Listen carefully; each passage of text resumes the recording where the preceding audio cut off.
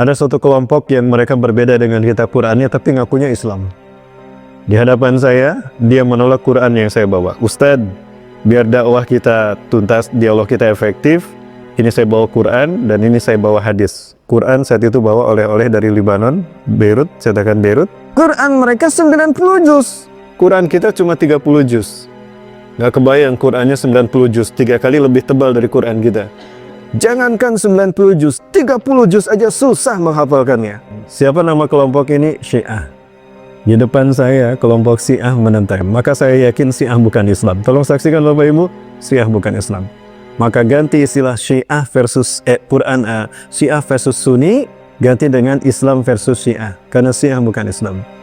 Jika mereka ingin mendirikan sebagai agama sendiri tanpa ada embel-embel Islam, silakan. Tapi karena mereka mengaku Islam, maka kami tidak terima. Apalagi mereka menghina Rasulullah, mengkufri Quran kita. Di laptop saya, Bapak Ibu ada data, semua data tentang Syiah, hal-hal yang penting tentang Syiah saya simpan.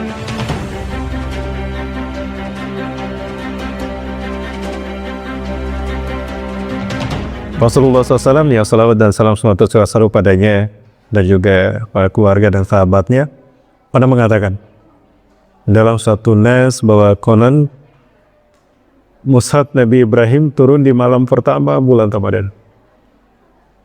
Kemudian kitab Taurat diturunkan di malam ke-6 bulan Ramadan. Zabur diturunkan pada Nabi Daud pada malam ke-12 di bulan Ramadan. Injil diturunkan pada Nabi Isa di malam ke-15 bulan Ramadan. Dan Al-Quran diturunkan di malam ke-17 bulan Ramadan. Artinya Allah yang Maha Suci berfirman dengan kalamnya yang suci di bulan suci Ramadan kepada hamba-hambanya yang suci. Subhanallah. Jadi Allah pilih momentum Ramadan untuk pertama kali menyapa hamba-hambanya yang terbaik di muka bumi, para Nabi dan Rasulullah.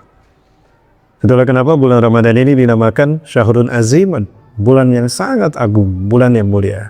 Ya.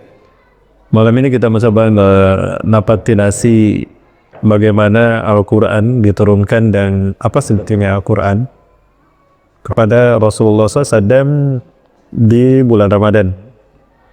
Apa sebetulnya Al-Quran Bapak Ibu?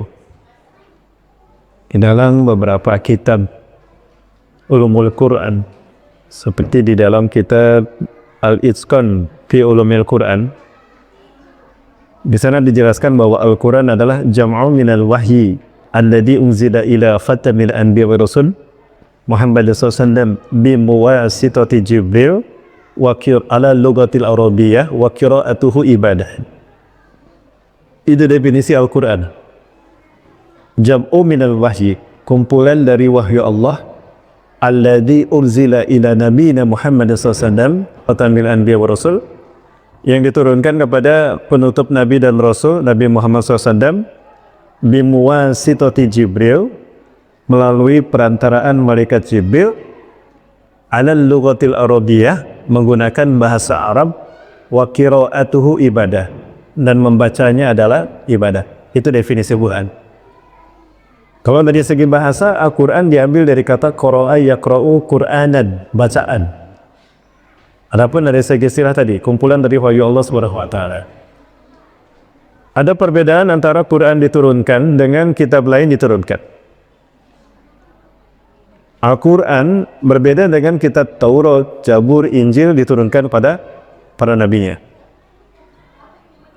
Kalau kitab Taurat, Zabur, Injil itu diturunkan kepada para nabinya dari A sampai Z. Sempurna dari A sampai Z. Jadi para nabi itu langsung menerima lengkap. Sudah satu bundel, ya,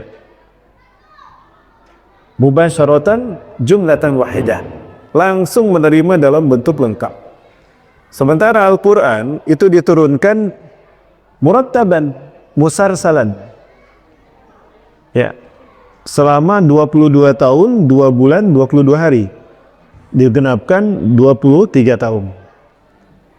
Kenapa demikian perbedaannya? Satu, liyusabbita bihi fu'ada nabiyina Muhammad SAW, untuk menguatkan dan memantapkan hati Rasulullah SAW, bahwa Allah selalu menyertai beliau. Kemanapun beliau pergi, Allah menyertainya. Sehingga ada masalah, turun Quran. Ada masalah, turun Quran. Sehingga terkenal ada bagian dari Al-Quran yang disebut dengan asbabun nuzul, peristiwa yang menyebabkan turunnya Quran.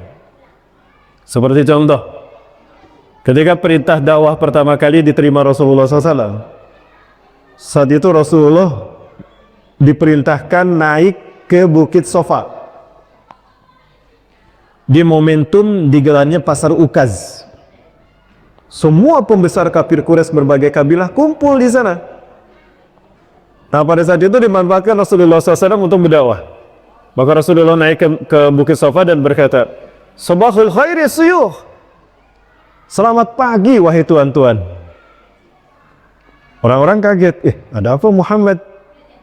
Jarang-jarang Muhammad naik ke atas podium. Yuk, ada dia naik ke depan, barangkali mau menyampaikan sesuatu. Pupul semua, termasuk pamannya. Paling belakang, Abu Lahab. Ada Abu Lahab, ada Abu Janda, Abu Janda. Maaf, keseletot saya. Benar keseletot. Ada Abu Lahab, ada Abu Jahal, ada Abu Sufyan. Abu Janda belum ada saat itu ya. Mereka menjawab, "Subhan nur ya Muhammad." Selamat pagi Muhammad. Ada apa Muhammad? Maka Rasulullah SAW bersabda, "Kaifa idza unabbi'ukum bi anna aduwakum musbihakum aw mumsikum mi warai hadha jamal likitalikum hal tusaddiqunani." Bagaimana jika aku beritakan pada kalian kalau musuh-musuh kita di waktu pagi dan petang mereka bersiap-siap akan menyerang kita di balik gunung ini, dari balik gunung ini akan menyerang kita. Apakah kalian mempercayai aku? Apakah kalian membenarkan aku? Apa jawaban mereka? "Bala ya Muhammad, tusaddiquka." Ajal. Tentu saja Muhammad, kami membenarkan engkau karena engkau tidak pernah berdusta. Li'annaka al-amin. Engkau tidak pernah berdusta Muhammad. Kami percaya. Nah, maka apa kata Rasulullah? "Idan ini sa'uqaddimu lakum wa akhbiru lakum li'anni nabiyullah wa rasuluh." Kalau begitu aku beritahukan pada kalian, aku ini nabi dan rasul Allah. "Ursiltu an ad'ukum ila ibadatillahi wahdah wa la tusyrikuna bihi syai'an." Aku diperintahkan Allah untuk menyeru kalian hanya menyembah Allah dan tidak mempersekutukan Allah sedikit pun. Nah, itu kata Rasulullah. "Wa ana nadhirun lakum baina adzabis syadid." Dan aku peringatkan pada kalian azab yang pedih bagi siapa yang menolak beriman kepada Allah. Dari situ mereka kaget. Kirain ngapain Muhammad naik ke atas Bukit Sofa, ternyata menyeru mereka, penyeru kita untuk meninggalkan Tuhan-Tuhan kita. Tidak Muhammad. Nah, seperti itu. Maka dari belakang, siapa tuh? Pamannya. Siapa paman Rasulullah tadi? Abu Lahab. Nama aslinya Abdul Uzza bin Abdul Muttalib. Itu nama aslinya. Kenapa disebut Abu Lahab? Wajahnya ganteng, kulitnya putih, bule, mancung, tapi dia temperamen, gampang marah, emosional. Giliran dia marah, merah mukanya seperti api yang bergejolak. Nah, disebutnya Lahab. Abu Lahab itu kunyahnya. Maju dia ke depan, dia telah pinggang di hadapan Rasulullah SAW. "Tabban laka ya Muhammad, alihada jama'atana." Celaka engkau Muhammad. Apa gara-gara ini? Apa karena ini kau kumpulkan kami di sini? Kirain mau ngapain? Ternyata kamu menyuruh kami meninggalkan Tuhan-Tuhan kami. Tidak Muhammad, celaka engkau Muhammad. Tabban laka. Kaget Rasulullah. Pertama kali dakwah yang menentang pamannya sendiri. Aduh, si mamang ini yang mendakwah saya. Maka turun Quran saat itu. Nah, itu tadi. Ini fungsi Al-Quran turun muratabah, berjenjang, bertahap. Liyusabbiti fu'adan Nabi Muhammad sallallahu, untuk memantapkan hati Rasulullah. Langsung turun ayat Quran. Surat apa? Ada hal. Tabbat yada abi wahabi wa tabbat. Celaka kedua tangan Abu Lahab. Yang disebutkan kedua tangan, yang dimaksudkan adalah makar apapun yang dia upayakan. Celaka dia. Kehidupannya celaka. Ma agnaan humaluhu wa ma kasab. Tidak berguna apa yang dia usahakan dan apa yang dia miliki.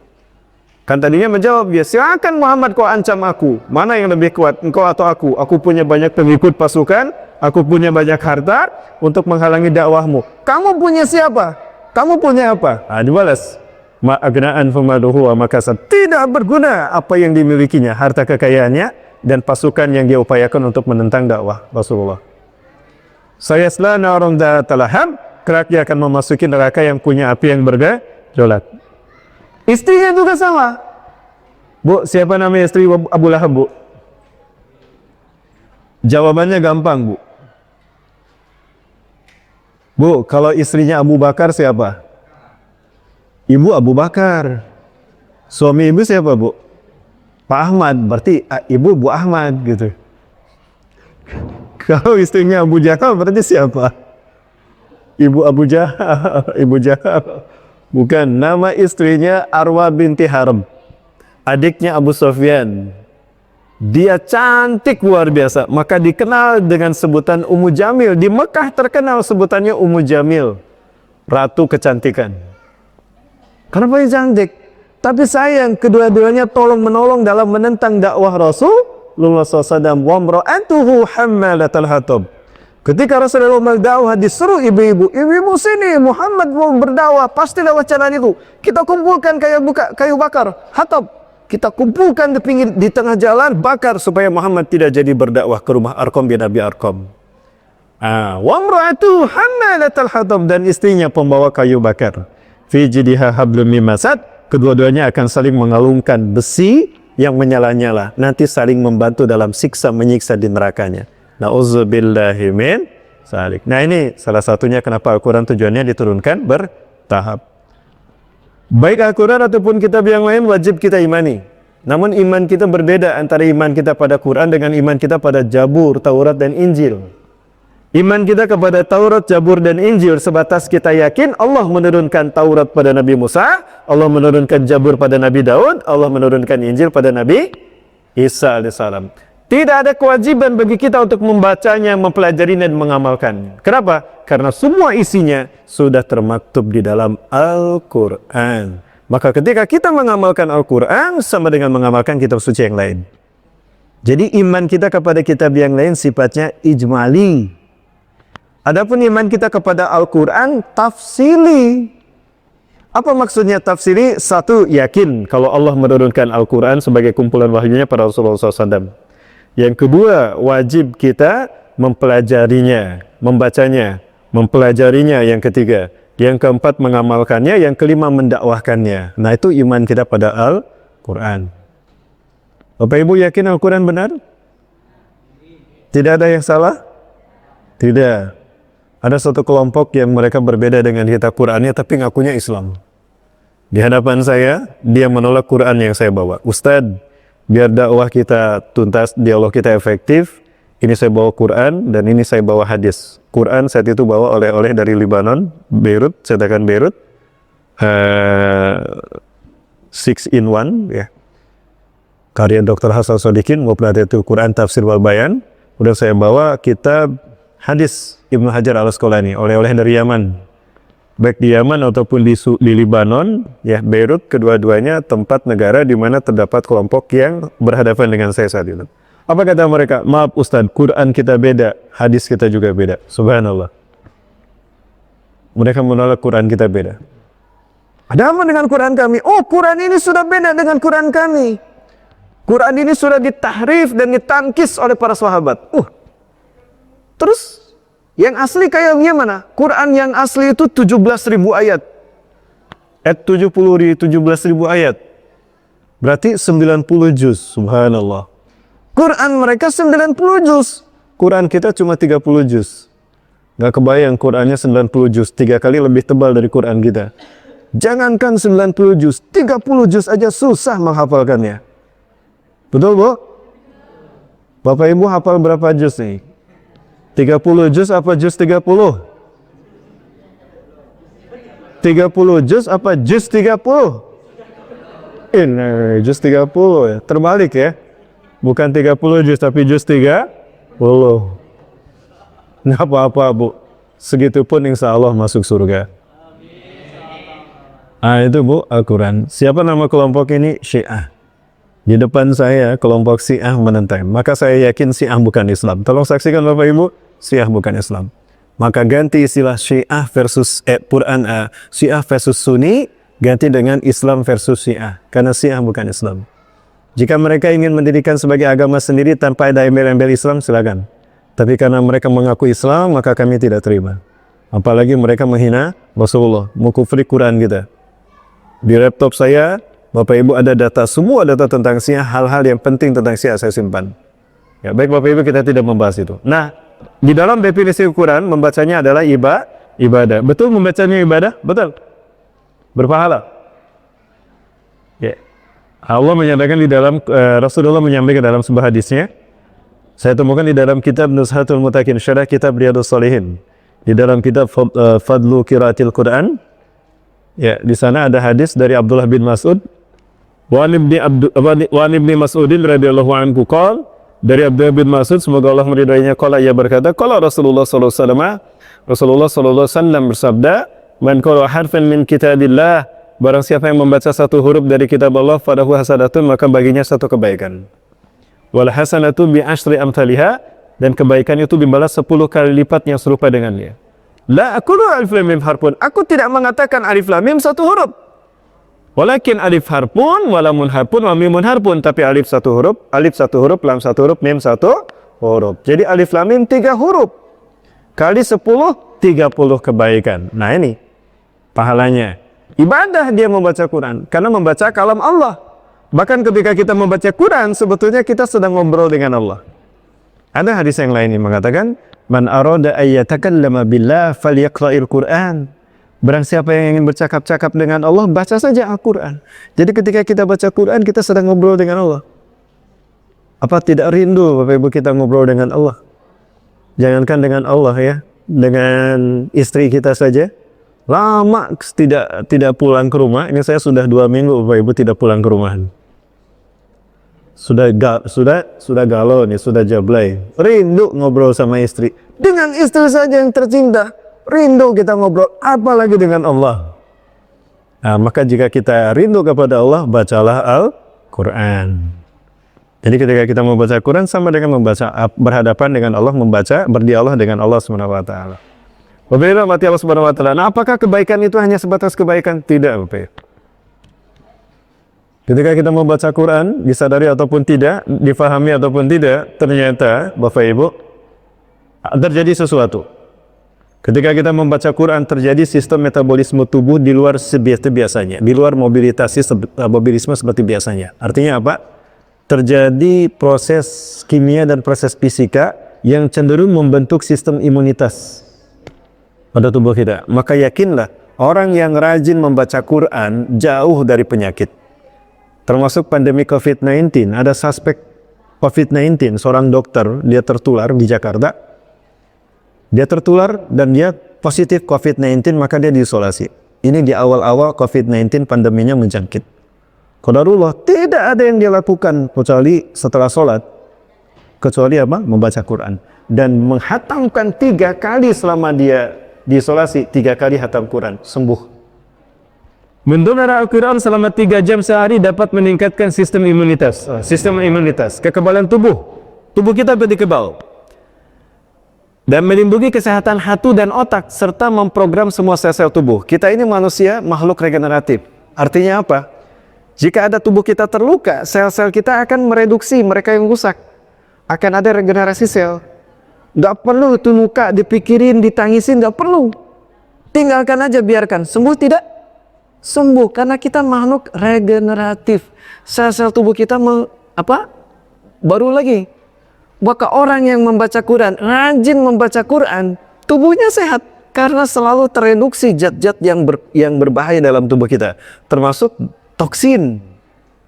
Maka ketika kita membaca Quran, zat-zat yang bersifat karsinogen itu terbuang melalui proses sistem imunitas tadi. Maka orang yang membaca Al-Quran, walaupun hanya mendengar, gelombang bunyi dari alunan ayat suci Al-Quran akan mengaktifkan sel-sel tubuh dan menyembuhkan penyakit seperti serangan jantung dan kanker. Itu Bapak Ibu rahmati Allah. Nah, maka dari itu, perbanyaklah Al-Quran, membaca Al-Quran, insya Allah kita jadi sehat. Apalagi tambah dengan saum Ramadan. Bapak Ibu rahmati Allah, ada banyak testimoni terkait dengan Al-Quran. Ada satu kisah, tahun 98 saya membaca kisah Ini terjadi di Vatikan. Bapak Ibu tahu Vatikan?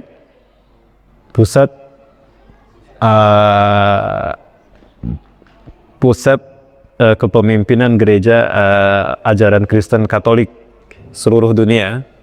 Kiblat Katolik dunia itu di Vatikan, tempat di mana Paus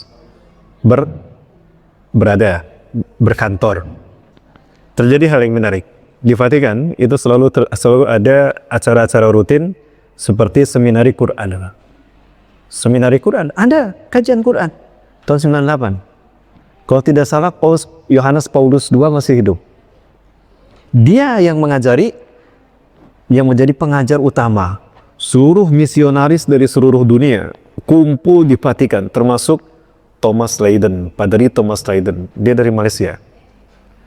Dia, Padri Thomas Leiden, itu dia masantren, bahasa kitanya masantren, belajar di seminari Quran dari kecil sampai jadi profesor lah kalau bahasa akademisnya.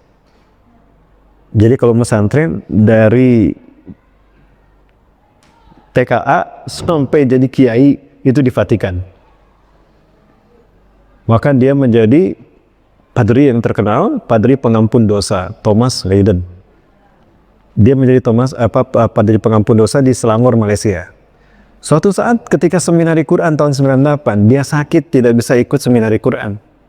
Maka dia bilang sama Paus Paulus Yohanes II, dipanggilnya Pop, mohon maaf nih Pop, saya sakit, nggak bisa ikut seminari Quran. Kenapa? Ya wajah kamu pucat tuh, udah istirahat saja. Nah gini aja, kamu istirahat di perpustakaan ini kuncinya. Aku ngajar dulu, kamu istirahat di sini. Tapi ingat, jangan kamu buka pintu lemari itu. Baik Pop, pergilah Paus Yohanes II. Yang namanya orang dilarang penasaran, betul? Kenapa aku dilarang? Emang ada apa di lemari itu? Aku orang penting. Aku orang penting, kenapa aku dilarang membuka pintu itu? Jangan-jangan ada sesuatu yang penting memang. Dibuka sama dia. Dari kuncinya, terbuka sih. Begitu terbuka pintu lemari yang dia larang membukanya, dia lihat dari atas sampai ke bawah, nggak ada yang menarik. Kecuali memang ada kitab yang biasa digunakan untuk pembaptisan. Rukun agama yang pertama, agama Kristen itu ada 7 rukun. Ada Ekaristi pembaptisan, ada Ekaristi kerahiban, ada Ekaristi Gusti Kudus, ada Ekaristi Holy Water. Ya, meminum air suci. Nah, ketika dibaptis, tangannya meletakkan tangannya di atas kitabnya. Oh, barangkali ini yang saya tidak boleh membukanya. Ini adalah kitab yang dibaptis, yang dibungkus dengan kain putih. Seumur-umur saya dibaptis, memegang kitab ini nggak tahu isinya apa. Mungkin ini yang rahasia. Diambil sama dia, itu kitab, dibuka. Kaget dia. Ketika kain putihnya dibuka, ternyata isinya adalah Injil Barnabas. Barnabas adalah pengikut Nabi Isa yang setia. Dialah yang menuliskan kembali kitab Injil ketika Nabi Isa diangkat ke langit. Setelah Nabi Isa diangkat ke langit. Ya, dia ingin menjaga keutuhan ajaran Nabi Isa, maka dituliskan kitab Injil. Yang kemudian karena mau rusak, dituliskan kembali oleh pemimpin Ashabul Kahfi. Siapa? Maximilianus. Nah, ini saya perlihatkan. Maximilianus adalah putra senator Roma yang menjadi pemimpin Ashabul Kahfi, yang menuliskan kembali kitab Injil yang ditulis oleh Barnabas, sehingga sampai sekarang masih terjaga dengan utuh. Nah, ini saya perlihatkan gambarannya. Waktu kita masih panjang, Bu? Pak? Masih? Sampai subuh ya? Sampai sahur ya? Wah, saya tagih sampai sahur. Pokoknya nggak boleh ada yang muntaber. Tahu muntaber, Bu? Mundur tanpa berita. Tahu-tahu sepi aja, ini kemana jamaahnya ini? Ini udah satu-satu keluar deh. Baik. Ini dia, Ashabul Kahfi. Maximilianus adalah pemimpin Ashabul Kahfi, dia kota senator Roma yang di Diocletianus di Jordan. Dia menantu Diocletianus di Philadelphia. Ini pembantunya, Gallus. Dia menuliskan kitab Injil Barnabas, kemudian dibukukan. Ya. Jadi ketika dibuka kitab yang dibungkus dengan kain putih itu, ternyata isinya Injil Barnabas. Dibuka sama dia, karena itu pertama kali dia membaca Injil Barnabas. Ternyata isinya sama dengan Quran, karena dia hafal semua kitab suci termasuk Al-Quran. Bisa bahasa kitab suci termasuk bahasa Arab. Maka ketika membuka Injil Barnabas yang ditulis dalam bahasa Ibrani, kaget dia, kok sama dengan Quran isinya. Berarti ini membenarkan Islam. Selama itu dia galau. Tidak mungkin semua agama benar. Hanya satu agama yang benar dari itu semua. Galau dia. Mana agama yang harus dia ikuti? Tapi saat itu dia cenderung kepada Islam. Itu menjadi sebab hidayah bagi beliau. Dicuri itu kitab, tutup. Besoknya acara seminar Quran selesai. Para misionaris sebelum dikirim ke dunia dibaptis dulu. Tapi bingung acara pembaptisan mau dimulai, kitabnya hilang. Kitabnya hilang. Kok belum dimulai juga acaranya? Datang seseorang lari ke burung. Thomas, kamu dipanggil sama Pop Paul. Wah, kenapa? Penting katanya, cepat. Alah, jangan-jangan dia nanya. Dia tahu kalau aku yang mencuri kitab itu. Bingung dia, apa alasan saya? Lah, dia pergi. Duduk Thomas. Ada apa Pop? Kok acara belum dimulai? Ya duduk dulu kamu. Kembalikan kitab yang kau curi. Maksud Anda? Kamu kan yang tadi malam menjaga perpustakaan ini, sakristi ini? Betul? Kamu yang menghina. Karena ketika kamu menjaganya, kitab itu hilang. Sebentar Paul. Pop ini menuduh saya melakukan ini. Anda ini orang mulia, Anda pesuruh Tuhan. Apa kata Bapak di surga kalau aku mencuri? Anda kan tahu saya sakit, demam. Maka ketika Anda pergi, itu kunci saya simpen di meja, saya tidur. Mungkin ada orang datang masuk mengambil kunci itu dan membuka pintu lemari, mengambil kitab itu dan pergi. Aku tidak tahu karena aku sedang tidur. Saya kan lagi sakit. Jaga lisan Anda, wahai Pop, wahai Paus. Pinter dia beralasan. Selamat dia, bohong dia. Berhasil aku kelabuin. Aku tahu padahal kitabnya aku bawa. Ayo udah, kalau gitu, ayo kita pergi. Ternyata acara dilaksanakan juga Pak. Acara dijual. Dan kitabnya ada lagi. Tapi agak tipis dan agak lebar. Tunggu. Apa isinya? Yang asli ada di saya, kata dia. Yang asli saya simpen. Ini apa isinya? Maka itu siapa Bapak Ibu? Satu-satu dan dibaptis. Giliran dia yang dibaptis maju, dia pegang. Orang lain mendengar apa yang dikatakan, memperhatikan dan mengulang apa yang dikatakan oleh si Paulus. Dia tidak. Dia malah memegang. Dalam benaknya dia berpikir, apa nih yang ada di dalamnya? Aslinya ada di saya. Kok lebih tipis gitu. Dia berdoa dalam hatinya, semoga aku dapat kesempatan untuk membukanya kembali. Apa isinya? Selesai acara pembaptisan, selesai acara seminar Quran, semua misionaris dikirim ke seluruh dunia. Qadarullah, Allah takdirkan dia bisa berhasil kembali dan membuka pintu itu dan diambil pintu lemari itu dan dia ambil kembali. Dia ambil kitab yang lebih tipis yang digunakan untuk pembaptisan.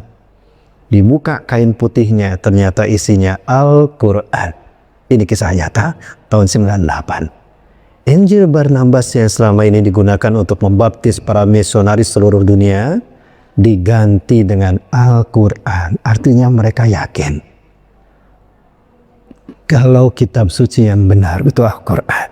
Al-Quran satu-satunya kitab suci yang otentik hari ini dan Islam isinya benar. Buktinya mereka yakin Injil Barnabas sama dengan Quran. Allahu Akbar. Apakah ini maksud dari firman Allah di dalam Quran surat An-Naba? Wa kazzabu biayatina kizzaba, dan mereka mendustakan ayat-ayat kami dengan sedusta-dustanya. Allahu Akbar. Ya, baik Bapak Ibu rahmati Allah. Nah itu Al-Quran. Terkait dengan testimoni Al-Quran juga ya Bapak Ibu sekalian.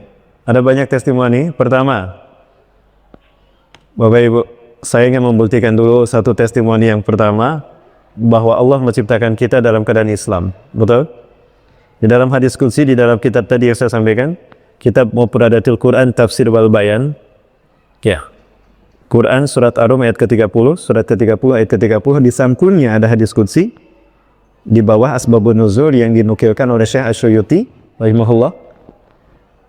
Allah berfirman, "Inni khalaqtu ibadi hunafa." Sesungguhnya aku menciptakan hambaku dalam keadaan hanif. Mahwal hanif yamulu ilal Islam. Hanif artinya cenderung kepada Islam. Artinya Allah menciptakan semua makhluknya termasuk manusia dalam keadaan Islam. Fajathum syayatin, maka setan datang menggoda manusia. Fastadathum an dinihim, fastadathum an dinihim. Lalu setan menyesatkan manusia.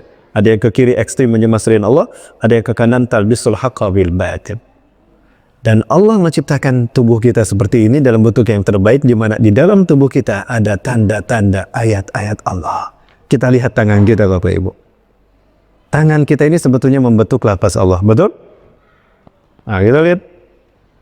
Kelingking membentuk huruf alif, jari manis huruf lam, jari tengah huruf lam, telunjuk dan ibu jari membentuk huruf ha. Jadi lafaz ini adalah lafaz Allah Subhanahu wa Ta'ala, betul?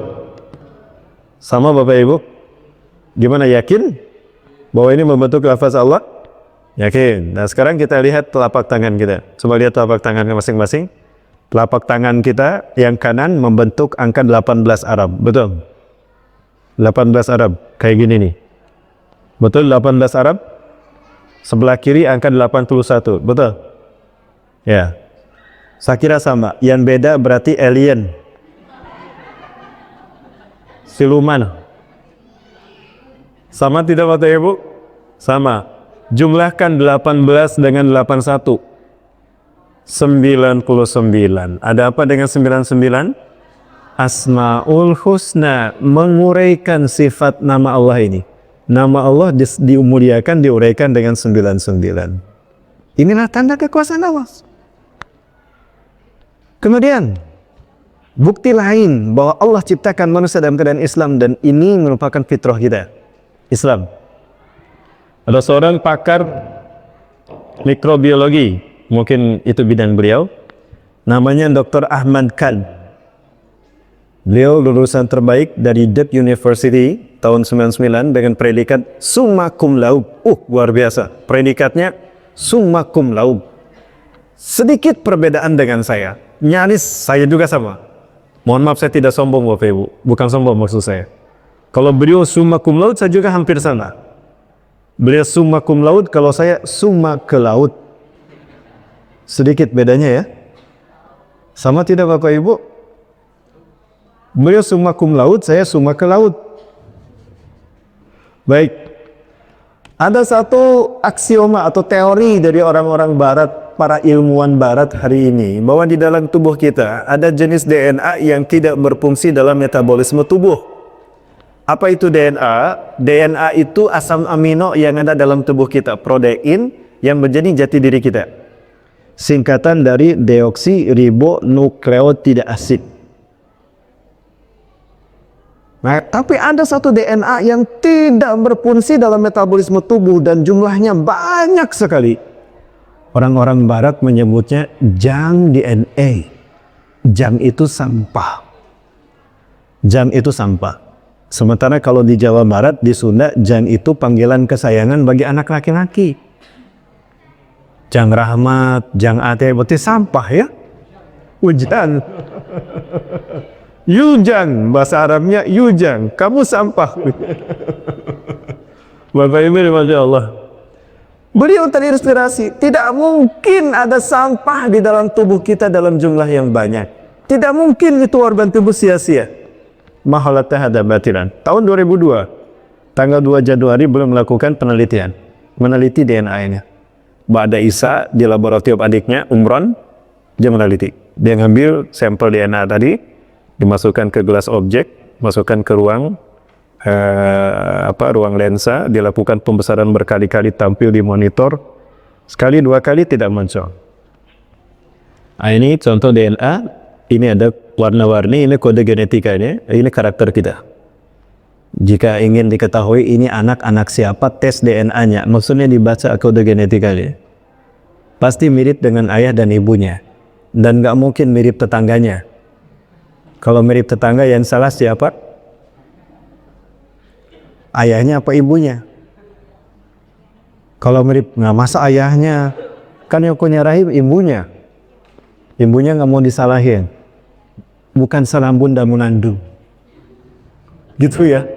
Bapak Ibu. Nah, ini bentangan rantai kodon, dan ini jumlahnya miliaran dalam tubuh kita. Itulah yang kemudian Bapak Ibu membentuk ayat-ayat Quran dalam tubuh kita.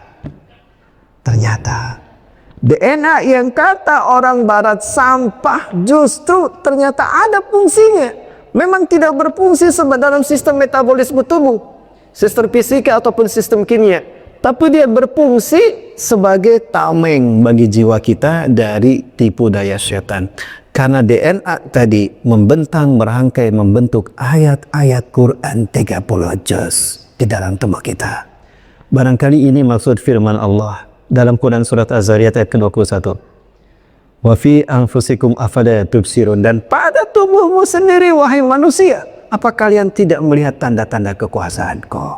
Jadi ada ayat Quran dalam tubuh kita 30 juz yang disusun oleh DNA yang kata orang barat DNA sampah, jangan DNA.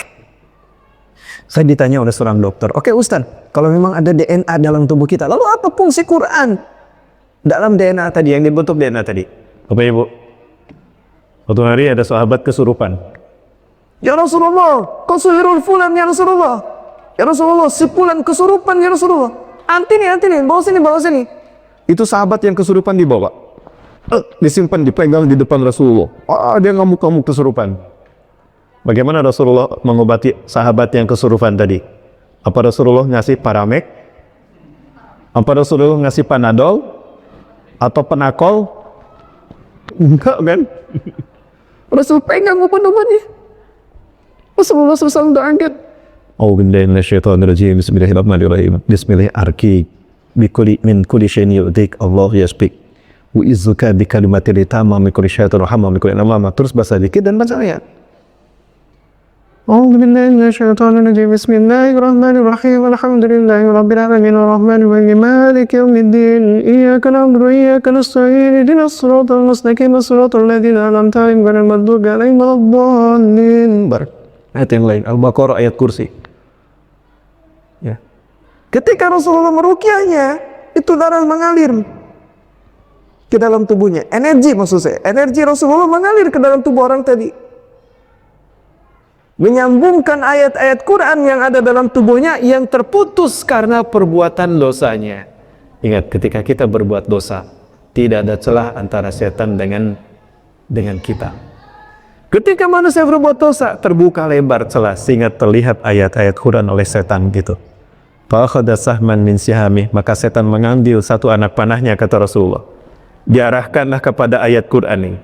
Begitu kita membuat dosa, tidak ada celah, dilepaskan anak panah, putus ayat Quran kita.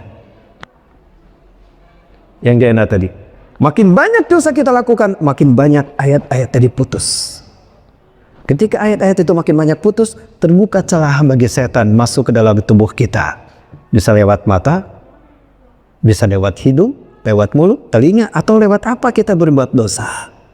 Summa yazri fi jismi adam majra dammi, kemudian setan mengalir dalam aliran tubuh kita, dalam aliran darah. Di mana ada organ tubuh yang lemah, di situ setan menciptakan penyakit. Maka langkah yang terbaik ketika kita sakit, baca Quran dulu sebelum ke dokter. Sebelum ke dokter, baca Quran dulu. Sambungkan energi Quran. Maka kita butuh dengan baca Al-Quran untuk menyambungkan kembali ayat-ayat yang putus karena dosa kita. Nah, Rasulullah mengalirkan energinya ke tubuh orang yang kesurupan. Maka ayat-ayat itu nyambung lagi. Ketika ayat itu nyambung lagi, darahnya panas, maka setannya terbakar. Panas, maka dia keluarkan muntah. Muntah dia. Jin dedemitnya keluar.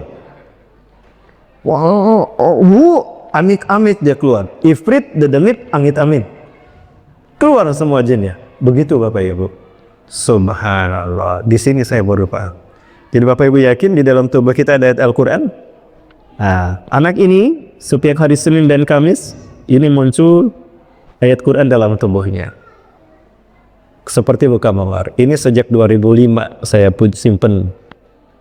Sejak 2005-2006 saya simpan ini sih. Baik Ibu dimata Allah. Di dalam Al-Quran surat Al-Isra ayat ke-9 Allah menyatakan, A'udzubillahi minasyaitonirrajim. Inna hadzal Qur'an yahdi lillati hiya aqwam. Sesungguhnya Al-Quran ini adalah memberikan petunjuk kepada jalan yang paling lurus, aqwam. Wa yubashsyiral mu'minin, dan memberikan kabar gembira pada orang-orang beriman, alladzina ya'maluna sholihat anna lahum ajran azima. Orang-orang yang mewujudkan imannya dengan amal soleh, bahwa mereka akan mendapatkan ganjaran yang besar. Testimoni Bapak Ibu, petunjuk ke jalan yang lurus. Ini adalah Profesor Jacques Yves Cousteau. Kita lihat namanya, dia orang mana Bu? Bu, dari namanya orang mana? Orang Bangkinang, orang Bengkalis, orang Kampar, orang Panam, atau orang Kubang? Perancis. Perantauan Ciamis, Prancis. Dia ahli oceanografi, profesor pakar oceanografi, kelautan. Dia menemukan ada suatu hari, dia menemukan dua arus laut yang berbeda. Yang ini tawar lagi segar, yang ini asin lagi pahit. Dan ada dinding yang membatasinya. Ada apa ini? Kok bisa kayak gini? Gak pernah bercampur. Seperti saya ke Sumatera Barat, di atas tuh lihat seperti ini. Ya, ketika sebelum mendarat ke bandara Minangkabau, itu dari atas kelihatan seperti ini persis. Ya, lalu dia menyelam ke bawah, menemukan mutiara Motumanikam. Di bawahnya ada mutiara Motumanikam. Heran, gejala apa ini? Kok bisa? Laut dua beda, yang ini tawar lagi segar, yang ini asin lagi pahit. Kok nggak bercampur? Tidak bercampur. Di bawahnya ada apa? Ada mutiara Motumanikam. Bingung dia. Ngobrol dengan sesama profesor, tidak ada yang memuaskan dia. Baca kitab, baca buku tentang kelautan, tidak ada jawaban yang memuaskan dia. Galau dia. Lagi galau gitu, Ustadz lewat di Prancis ini, Marseille, mungkin Marseille. Lewat seorang Ustadz. Siapa Ustadznya? Ustadz akhir zaman. Ustadz Rahmat Bekuni. Sekarang terkenal dengan Ustadz akhir bulan. Bukan Ustadz akhir zaman. Ustadz tahu apa? Tapi barangkali Ustadz tahu. Tad, sini Tad. Ada apa Prof? Gini Tad, aku pernah berenang di laut, tapi ternyata laut beda airnya. Ada pembatas, yang ini segar lagi tawar, ini asin lagi pahit. Nggak bercampur selamanya. Terus ke bawah ada mutiara Motumanikam. Menurut kamu apa? Profesor gitu aja repot. Kata Ustadz tadi, kita aja repot. Maksud kamu, nih dengerin Prof. Dibuka dia Quran. Surat Ar-Rahman. Ada kan? Marjal bahraini yaltaqiyan bainahuma barzakhun la yabghiyan fabi ayyi ala'i rabbikuma tukadziban yakhruju minhuma al-lu'lu'u wal marjan fabi ayyi ala'i rabbikuma tukadziban. Allah menghadirkan dua arus laut yang berbeda bertemu dalam suatu titik. Di antara mereka ada hijab dan tidak dilalui. Maka tanda kekuasaan Tuhanmu yang manakah yang kalian dustakan? Nikmat Tuhanmu yang mana yang kalian dustakan, hai jin dan manusia? Yakhruju minhum al-lu'lu'u wal marjan, keluar dari bawahnya mutiara Motumanikam. Tanda kekuasaan Allah yang mana? Nikmat Allah yang mana yang kalian dustakan? Apa itu yang kami baca? Oh, ini kitab suci saya. Ini Al-Quran. Coba lihat. Oh, ini kan bahasa Arab. Iya, bahasa Arab. Kamu bisa membacanya. Tadi kan dibaca sama saya. Coba baca lagi. Dia tertarik dengan bacaannya. Tersentuh dengan bacaan itu. Karena memang Ustadz ini membacanya dengan suara yang membuat dia tertarik. Dan memang disunahkan kita membaca Quran dengan bahasa, dengan keindahan suara kita. Zainul Qur'annya bi'ala sautikum. Hiasilah bacaan Quranmu dengan keindahan suaranya. Disunahnya. Tolong baca lagi. Dibaca lagi. Jalan juga. Ya, dari awal. Surat apa ini? Ar-Rahman. Apa arti Ar-Rahman? Dia jelaskan. Tolong ajarkan aku membaca. Dia baca lagi. Ar-Rahman 'allamal Qur'an, khalaqal insan, 'allamahul bayan. Terus dia kan. Udah gitu dijelaskan. Tiap hari dia ketemu Ustadz tadi. Tiba-tiba, tolong bimbing saya masuk Islam. Profesor ini masuk Islam. Nah ini bukti. Inna hadzal Qur'an yahdi lillati hiya aqwam. Al-Quran ini menjadi petunjuk yang lurus, jawaban bagi apapun problematika hidup manusia di muka bumi ini. Karena Al-Quran petunjuk hidup kita. Ibarat HP, ada HP dibuat tanpa buku petunjuknya. Ada barang elektronik, TV, ada buku petunjuknya kan? Allah ciptakan kita, ada petunjuk kita. Al-Quran. Itu Bapak Ibu, dia masuk Islam. Sebagaimana dalam Quran surat Al-Furqan ayat 53. Wa huwa alladhi maraja a'udzu billahi minasyaitonir rajim. Wa huwa alladhi marajal bahrain, dan dialah Allah yang mengalirkan dua lautan. Hada azbul furat, yang ini tawar lagi segar. Wa hada milbun ujaz, yang ini asin lagi pahit. Wa ja'ala bainahuma barzakh, dan Allah menjadikan antara keduanya dinding wa hijra mahjur, dan pembatas yang membatasi keduanya. Masuk Islam dia. Contoh lain lagi. Nah ini pakar dermatologi, Profesor Tajaten Tahansen. Beliau dekan dermatologi Universitas Chiang Mai, Thailand. Bu, lihat ini profesor. Panjang mana rambut sama jenggotnya? Ciri profesor, yang di atas dulu rambutnya kuldah ke bawah. Ada teori dari seorang kiai haji di Indonesia ini, makin panjang jenggotnya makin gojeng. Makin goblok katanya. Makin panjang jenggotnya makin goblok. Oh ini pinter nih ya profesor. Anda yang tidak pinter ternyata karena Anda tidak berjenggot. Jadi siapa yang gojek? Beliau atau profesor ini? Halo? Jamaah? Uwi jamaah? Alhamdulillah. Oh, masih ada ini? Nah, dia masuk Islam. Terinspirasi oleh makalah yang dikirimkan oleh Profesor Kate Moore dari Kanada yang sudah masuk Islam duluan. Didakwahi beliau dengan ayat ini. A'udzubillahi minasyaitonir rajim. Innal ladzina kafaru bi ayatina sawfa nuslihil nar. Sesungguhnya orang yang ingkar pada ayat-ayat kami, kelak kami akan masukkan dia ke dalam neraka. Ya, nar. Kullama nadidat sududum, setiap kali melepuh kulit mereka, badalnahum juludan ghairuha, kami ganti dia dengan kulit yang baru. Liyazukul adab, agar dia merasakan pedisnya siksaan kami.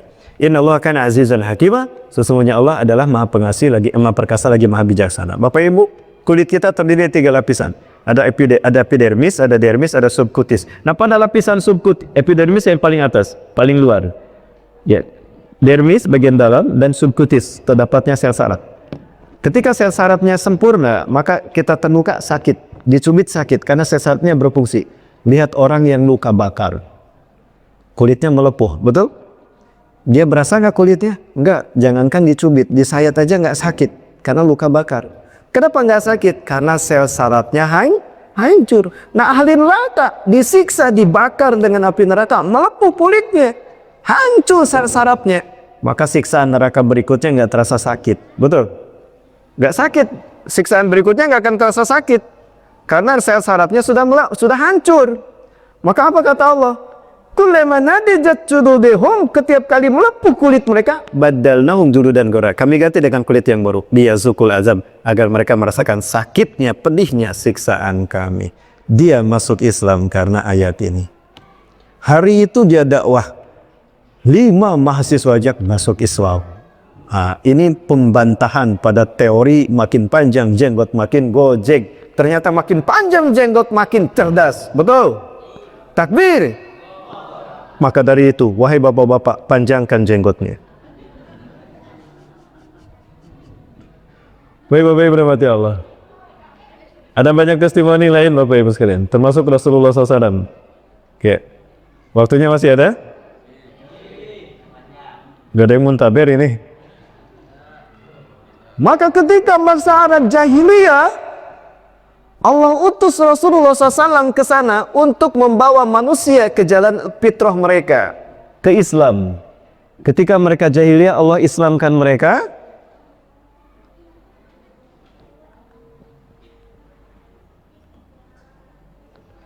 Bapak Ibu rahmati Allah, Rasulullah diutus ke tengah-tengah bangsa Arab dalam keadaan mereka jahiliyah. Inilah sejarah Rasulullah. Beginilah cara Allah merubah peradaban jahiliyah menjadi khairu ummah dengan Al-Quran. Tes. Baik Bapak Ibu, setelah ini nanti kita tentang Palestina. Setelah sekian lama manusia ada dalam kegelapan dalam peradaban yang jahiliyah. Puncaknya pada tahun 610 Masehi, suatu tahun yang sangat tepat untuk melakukan sebuah perubahan terhadap peradaban manusia di pagi hari. In this cave dari Gua Hiro ini, Rasulullah SAW memandang perlu dilakukan sebuah perubahan besar terhadap paradigma pemikiran manusia yang jahiliyah. Mereka melupakan fitrahnya. Maka turunlah 5 wahyu pertama yang tadi dibacakan adik-adik kita. A'udzubillahi minasyaitonirrajim. Iqra bismi rabbikal ladzi khalaq. Khalaqal insana min 'alaq. Iqra rabbukal akram. Alladzi 'allama bil qalam. 'Allamal insana ma lam ya'lam. Setidaknya ada 3 pilar yang Allah ajarkan dalam ayat dalam surat ini. 5 wahyu pertama. Yang pertama knowledge, ilmu. Jadi Islam ini scientific abis luar biasa. Misinya ilmiah. Ilmu. Iqra, membaca pintu ilmu, gerbang ilmu pengetahuan. Yang kedua, faith in God, membaca untuk mengimani Tuhan yang menciptakan apa yang kita baca. Setelah itu bangun peradaban manusia, love for humanity, dalam ikatan cinta kepada sesama manusia karena Allah. Dengan 3 pilar inilah Rasulullah merubah peradaban alam jahiliyah menjadi khairu ummah. Para sahabat yang telah terbentuk menjadi muwahhidun, orang-orang bertauhid disatukan. Maka hasilnya terlihat. Islam makin bercahaya, maka disebarkan sampai melalui lautan, padang pasir, pegunungan. Demi membawa peradaban manusia ke dalam cahaya yang terang benderang. Maka muncullah sekolah-sekolah pertama di zaman Rasulullah. Muncullah sufah dan madrasah. Ada madrasahnya Zaid bin Harisah, mengajarkan tentang persamaan manusia di hadapan Allah. Kulit hitam dan kulit putih tidak berbeda. Yang membedakan manusia takwanya. Itu kata Zaid bin Harisah. Belajar, muncul sekolah-sekolah para sahabat, sekolah Quran. Ja'far bin Abi Thalib mengajarkan cinta kepada sesama manusia. Bagaimana disebut muslim? Tetangganya, dia bisa tidur dengan nyenyak karena kenyang, tetangganya lapar tidak bisa tidur. Itu bukan karakter muslim. Muslim itu harus berbagi, peduli kepada tetangga. Subhanallah. Akhlakul karimah. Ini madrasahnya Ja'far bin Abi Thalib. Bilal bin Rabah di balik hitam kulitnya tersimpan cahara mutiara yang bercahaya, mutiara yang darah matinya yang terang benderang. Bilal bin Rabah adalah sahabat yang mengajarkan matematika dan ilmu pengetahuan terapan kepada para sahabat. Maka wajar Bilal bin Rabah mudah beriman. Bilal bin Rabah beriman pada Allah dan Rasulullah, tidak bertemu langsung, tidak mendengar dakwah Rasulullah, tidak, tapi menyaksikan bagaimana Ammar bin Yasir diinterogasi oleh para pembesar kafir Quraisy. Kata-kata Ammar bin Yasir bisa difahami oleh Bilal. Maka Bilal disuruh mencambuk Ammar bin Yasir, tidak mau. Karena dia yakin apa yang diucapkan Ammar bin Yasir, dia faham. Bilal bin Rabah. Maka apa yang terjadi kemudian Bapak Ibu sekalian? Maka muncul kemudian kutab-kutab, sekolah-sekolah yang lebih besar lagi, lebih sempurna lagi. Berbagai macam ilmu pengetahuan dikaji. Terjadi revolusi ilmiah. Maka 100 tahun setelah Rasulullah wafat, apa yang dibutuhkan dunia? Islam menyediakannya. Dunia membutuhkan pakar ekonomi. Ada pakar-pakar ekonomi Islam. Di Madinah dilahirkan. Ada Utsman bin Affan. Ada siapa? Tokoh dagang dari Islam itu di Madinah. Abdurrahman bin Auf. Kemudian pakar politik ada Muaz bin Jabal. Ada ahli perang Khalid bin Walid. Maka apa yang dibutuhkan dunia, Islam menyediakan. Dan inilah yang terjadi. 100 tahun setelah Rasulullah wafat, inilah kontribusi Islam terhadap dunia. Dan inilah yang disebut Barat sebagai teroris. Mereka lah sebetulnya yang teroris. Umat Islam justru yang menjaga perdamaian dunia. Dan yang 3 pilarnya, knowledge about God, knowledge about human being, knowledge about the world. Pengetahuan tentang Tuhan, ma'rifatullah. Pengetahuan tentang dunia, tentang manusia, ya, ma'rifatun nas, pengetahuan tentang dunia. Maka lahirlah ilmuwan dunia pertama kali, Bapak Ibu. Ilmuwan dunia pertama kali bukan orang Barat. Pada saat itu orang Barat justru sedang perang antar koloni. Dicoreng-moreng wajahnya, pakai baju kulit binatang. Ada bulu angsa. Duduk kayak Dayat, Indian. Islam sudah mengenal sains dan teknologi. Ini buktinya. Ilmuwan pertama di dunia adalah Ibnul Haytham. Bapak Ibu punya HP kan? Yang nggak punya HP bilang sama bapaknya, Pak, saya nggak punya HP, cuma bilang saja. Di HP kita ada kamera kan? Siapa yang menemukan kamera? Beliau. Kamera ditemukan oleh Ibnul Haytham 1000 tahun yang lalu. Dari bahasa Arab. Kamera itu bahasa Arab, bukan bahasa Inggris. Kamera. Beliau yang menemukan lensa obskuran 1000 tahun yang lalu. Beliau menjadi ilmuwan di usia muda. Hafal Quran di bawah 10 tahun. Ini penelitian yang dilakukan oleh Ibnul Haytham 1000 tahun yang lalu. Beliau terinspirasi oleh bagaimana fungsi mata yang dijelaskan Allah dalam Al-Quran. Lalu dia melakukan pencerminan bayangan dalam ruang tertutup dengan proses cahaya masuk ke dalam ruangan tadi. Subhanallah. Al-Quran, inspirasi dunia. Al-Khawarizmi, bapa matematika dunia. Beliau menciptakan aritmetika, sistem persamaan linear, persamaan kuadrat. Dan beliau yang menciptakan angka 0, the inventor of number 0. Manusia punya hutang budi kepada beliau karena beliau menemukan angka 0. Kita punya uang segini tapi nggak ada angka 0-nya. Bernilai tidak bernilai. Kita punya hutang budi kepada beliau. Tapi apa yang terjadi? Barat mempelajari ilmu matematikanya, namanya diganti dengan algoritma. Maka anak-anak kita tidak tahu siapa algoritma, padahal namanya Al-Khawarizmi. Jahat mereka. Ilmunya diambil, penemunya diganti namanya. Ibnu Sina menjadi Avicen, Ibnu Rashid pakar astronomi menjadi Averroes. Begitu cara mereka menghancurkan generasi Islam, jauhkan dari sejarahnya. Maka muncul kamus sejarah Indonesia, dihilangkan peran para ulama dan umat Islam. Wow, betul Bapak Ibu? Kelihatan bagaimana musuh-musuh Islam ingin memerangi kita. Baik, Bapak Ibu sebentar lagi. Ini yang menciptakan sistem bekerja radatik dan mesin piston. Di bidang kedokteran, ada Ibnu Sina. Beliau menjadi dokter pertama di dunia di saat usia remaja kita galau. Main TikTok, main Mobile Legend. Justru beliau menemukan ilmu kedokteran. Usia 18 tahun sudah menjadi dokter pertama di dunia. Usia 20 tahun beliau membukukan kode etik kedokterannya dalam buku yang beliau berikan judul Qanun At-Tib, Masterpiece of Medicine. 5 abad dipelajari oleh Barat. Karya seorang pemuda muslim, hafal Quran di usia 10 tahun. 30 juz. Ada alat navigasi, astrolog, ditemukan oleh Maryam Al-Asturabi, seorang muslimah usia 19 tahun dari Palestina. Hafal Quran di usia 9 tahun. Rata-rata semua ilmuwan pertama di dunia mereka hafal Quran 30 juz di bawah 10 tahun. Inilah sumbangsi Islam terhadap peradaban manusia. Lalu kenapa kita dikatakan kita 13 abad memimpin dunia, 1315 tahun. Ada perang dunia terjadi? Tidak ada. Ada masakil pembantaian? Tidak ada. Genosida? Tidak ada. Perang dunia terjadi ketika Barat memimpin dunia pasca runtuhnya Turki Utsmani. Perang dunia ke-1, ke-2, pembantaian itu terhadap umat Islam. Siapa yang melakukan? Orang Barat, Bapak Ibu.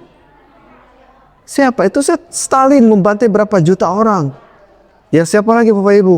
Mao Zedong membantai berapa orang. Konten disebut. Kita yang jadi korban, kita yang jadi tersangka. Allahu Akbar. Allahu Akbar. Saatnya kita membuktikan. Dengan Quran kita kembali kuasai peradaban. Betul? Rasulullah SAW bersabda, Inna hadal kitab, Inna Allah yarpo bihadal kitab aqwaman wa yadbi akhadim. Sesungguhnya Allah akan memuliakan satu bangsa dengan Quran. Ketika Quran diyakini, dibaca, difahami, diamalkan, didakwahkan, maka bangsa itu mulia. Lihat Brunei Darussalam. Betapa umat Islam mayoritas banyak ulamanya, tapi Quran ditinggalkan. Metode Barat, karya Socrates, Plato, Aristoteles diambil, dicampur aduk dengan Quran. Hina bangsa itu. Lihat bangsa kita. Betul Bapak Ibu? Allahu Akbar. Maka kembalilah pada Al-Quran. Termasuk Muhammad Al-Fatih. Di usia para remaja kita galau, bingung, nyari kerja nggak berani, nyari kerja nggak dapat, mau nikah nggak berani. Remaja kita, nggak satu pun ahwat dihalalkan. Muhammad Al-Fatih 21 negara dia bebaskan. Kita berapa ahwat kita bebaskan? Inilah Muhammad Al-Fatih Bapak Ibu. Insyaallah kita akan ciptakan Muhammad Al-Fatih yang lain melalui pendidikan kita. Di masjid ini banyak generasi mudanya kan? Tadi kita lihat, kita berdayakan mereka.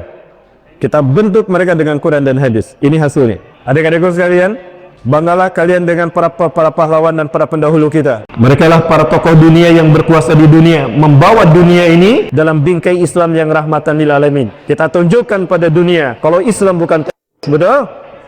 Adik-adik siap? Dengan Quran kita tunjukkan kalau kita bangsa yang akan membebaskan dunia dari perbudakan segala macamnya. Allahu Akbar.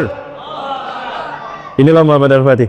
Yuk kita tarbiyah diri kita dan bangsa kita dengan Quran. Insya Allah dengan Quran ini kita akan meraih kejayaan. Allahu Akbar. Itulah kenapa demikian saya Rahmat Baikuni hadir bersama Yayasan Mulia Berbagi Indonesia dalam rangka sosialisasi tentang Palestina. Kenapa harus Palestina?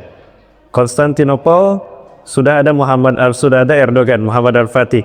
Arab sudah di masa Rasul dan para sahabat. Afrika sudah di masa Solehuddin Al-Ayubi. Barat Eropa di masa Muhammad Al-Fatih. Tinggal Asia di tangan Indonesia. Siap. Amin. Nah, bagaimana Asia akan kita kembali rebut? Apabila Palestina, ujung Asia ini akan bisa kita kuasai. Ini adalah program penghafal Quran di Palestina. Kenapa harus penghafal Quran? Bapak Ibu, ketika saya berada di Al-Quds, 5 remaja penghafal Quran, 5 penghafal Quran, mereka mimpi bertemu Rasulullah di satu malam.